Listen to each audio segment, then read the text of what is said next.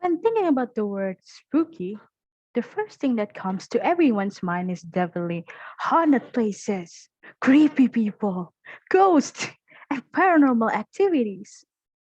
However, do you realize that spooky isn't necessarily always about the jump scares and the shadowy figure across the hall? Nowadays, thanks to the creative minds of various artists and authors, spooky has become a wide spectrum with varieties, as each artist creates their own twist, version, and definition of the term. Thus, the feeling of spookiness comes in various shapes or forms. It could be as simple as realizing you're alone in a huge city, or it goes to the extreme of watching your dying companion turn into something not of this world. The feeling of spookiness can be implemented in any genre and any pop culture media, such as movies, shows, and of course, video games. And it goes without saying that even in these movies and games, there are admirable characters that we can look up to and even learn a thing or two from them and their journey. But there are enough people who talk about this. So today, I thought I'll do just that. I will show you and the whole world that the fictional world is not just about the booze and the bangs, but it's also about humanity, morality, and also compassion towards one another. Ladies and gentlemen, buckle up because I will take you on a journey about fictional people with real heroic stories taken straight from one of my favorite horror games of all time, The Walking Dead. I believe many of you out there probably familiar with this title, right? But in case you haven't already know, The Walking Dead is a story-based horror game based on a popular series by the same name, created by the company of Telltale Games. The story is based on a man named Lee Everett in his journey of surviving through the zombie apocalypse, which will be the highlight for today's topic. But by now you're probably wondering, hmm, what's so special about this man Lee that I had to talk about him and his journey today? Well, good for you because you're about to find out. At the start of his journey, after witnessing the apocalypse and almost getting injured himself, he was met with a young girl by the name of Clementine who was hiding away from the apocalypse, believing that her parents would be back to get her.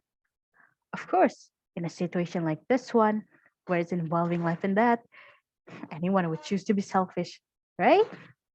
Well, not Lee.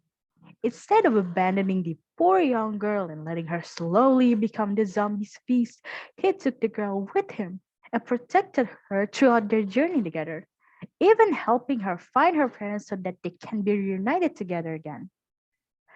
Of course, Clementine did her best to give him back in return as well. Throughout the story, she defended him with all she could whenever others were accusing him of many different things, and even protected and helped him whenever he was going to get hurt or was about to get into any trouble. But things doesn't stop there. Along their journey, they ran into survivor groups as well. Despite at first being treated as an intruder and even accused of being a traitor at some point later on in the story, he still helped them to survive by protecting them from hoarders, helping them find and secure their stocks of essential items, and even helped them solve conflicts between each other.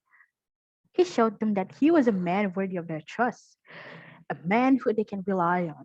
He showed them that he was willing to be a part of them and actually help them get through this catastrophic, apocalyptic world. Because of his demeanor, the group considered Lee to be an extremely remarkable person that they look up to. He eventually became the leader of the group as well, as he was not only kind and altruistic, but he was also very smart and very resourceful. The group members become loyal to him as they form a bond with him and were very grateful for everything that he did for them. In return, they helped him and also helped to protect Clementine and her pursuit of finding her parents. And you know the most beautiful thing about all this is that he didn't do this simply just to secure a place to survive or to gain a following, no.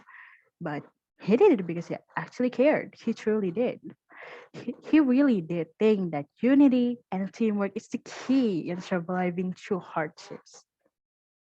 So After after hearing Lee's journey, I think y'all can see now why did I have to talk about this. And I think we all can agree that kindness goes a long way in life, as you are not only saving your own life, but simultaneously saving others in one way to another, whether it be physically or even emotionally. It's a win-win situation for everybody, right?